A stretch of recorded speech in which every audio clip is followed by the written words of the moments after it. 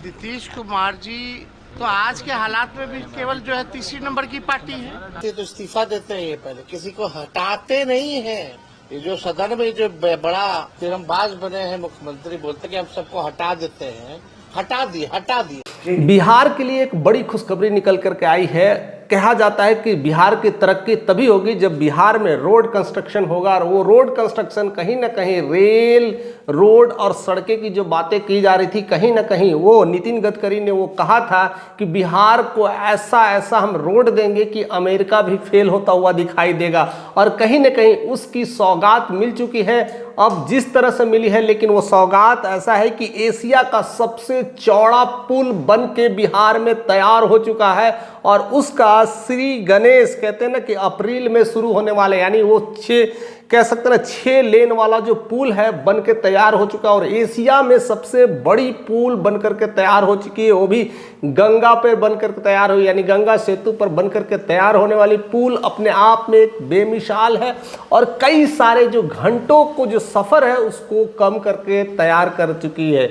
यानी सब कुछ प्रशिक्षण हो चुका है, सब कुछ तैयारियां हो चुकी है, बस रिबन और फीता कहते हैं ना काटने की ज़रूरत है। और उसकी होली के बाद जस्ट अप्रैल में उसकी श्री गणेश होने वाला, उस रोड का उद्घाटन होने वाला। उस रोड के उद्घाटन होते होते कितने सारे जो किलोमीटर का डिस्टेंस यूं ही चुटकियों में कर लिया जाएगा। इससे बाजार में काफ़ी कुछ चहलकदमी होगी और लोगों का आना जाना होगा, कई सारे सेविंग्स हो जाएंगे, और कह सकते हैं ना बिजनेस में भी एक बहुत बढ़ोतरी को देखने को मिलेगा।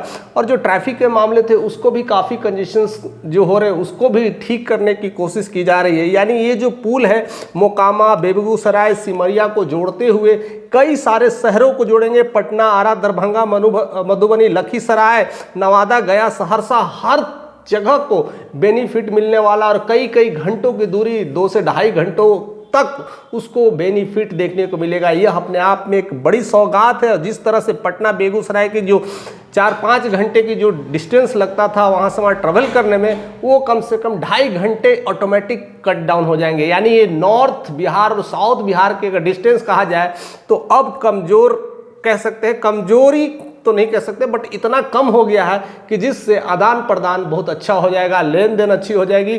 क्या अपने आप को ये नहीं कहेंगे मैं साउथ बिहार का हूँ, मैं नॉर्थ बिहार का हूँ। नॉर्थ और साउथ बिहार को जोड़ने वाला ये जो पुल बन करके तैयार हो रहा है, जो अप्रैल और मई 2 महीने में चालू होने वाला है। एक लेन अप्रैल में किया जाएगा और दूसरी लेन है मई में चालू होने वाला है। यानी ये सब चालू जब हो जाएंगे तो कई सारे डिस्टेंस कम जाएंगे, यातायात की सुविधाएं हो जाएगी, कई लोगों का रोजगार में हेल्प मिलेगा, परिवहन में तो हेल्प मिल रहा है, व्यापार में हेल्प मिलेगा, और आने जाने के सफ़र में भी बहुत काफ़ी फ़ायदा होने वाला है। क्योंकि बहुत सारे ऐसे देखा गया है कि जब हम आज से 10-15 साल पहले जब हमें खास करके औरंगाबाद से अगर पटना जाना होता था तो दिन भर लग जाते थे। उसको लेकर के एक बहुत अच्छा ट्रैफिक मिलता था, जिसके वजह से और भी सारे प्रॉब्लम्स होते थे। आप वस्तुओं को आज ऑर्डर करेंगे तो आज आपको तो मिलने वाला नहीं है, लेकिन वो सब सारी फैसिलिटी हो जाने की वजह से इतना सारा आसान हो गया है कि औरंगाबाद से पटना अब 2.5 से 3 घंटों में आसानी से सफ़र किया जा सकता है। ऐसे दिन भर लग जाते थे, ऐसी स्थितियाँ और परिस्थितियाँ थी, लेकिन रोड की वजह से सब कुछ ठीक हो जाता है। और वही उपलब्धि और वही कह सकते हैं ना रोड का परिवहन बन करके तैयार हो चुका है, और एशिया का सबसे चौड़ा 6 लेन का पुल अपने आप में एक बड़ा सौगात है। जब इसके उद्घाटन होंगे तो वो देखने लायक होगा, वह सड़कें देखने लायक होगी, और अपने आप में एक रिप्रेजेंटेशन करेगा बिहार को, बिहार मॉडल को रिप्रेजेंटेशन करेगा कि बिहार अब नेक्स्ट लेवल पे तैयारी कर चुका है।